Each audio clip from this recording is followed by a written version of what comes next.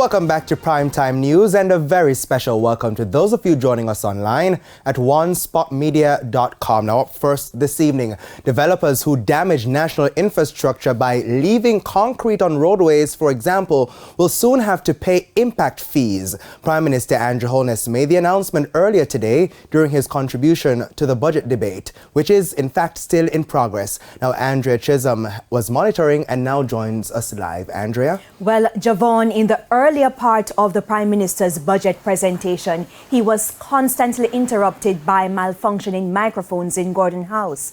This delayed his speech for over an hour. That technical glitch aside, the Prime Minister made some important announcements. Let's start with infrastructure-related news. The Forestry Department will be partnering with the National Works Agency to plant trees along roadways being built.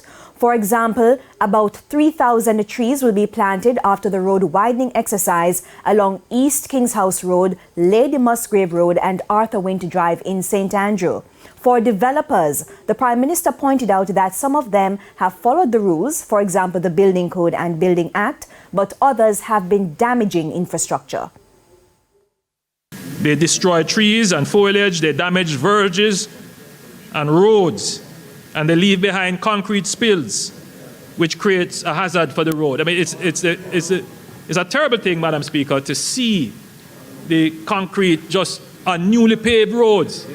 And there is no consideration, no concern to remove it. The government has taken the decision to impose impact fees to mitigate against damage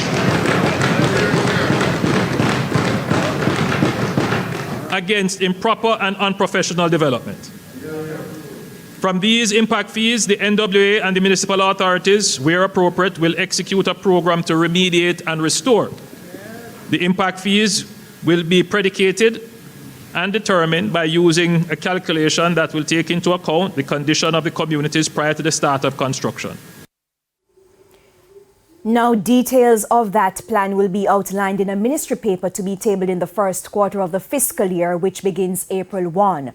Now, the country has also been grappling with a shortage of skilled labor, and some argue there are barriers to formal training. Policy changes are therefore coming to Heart Trust NTA.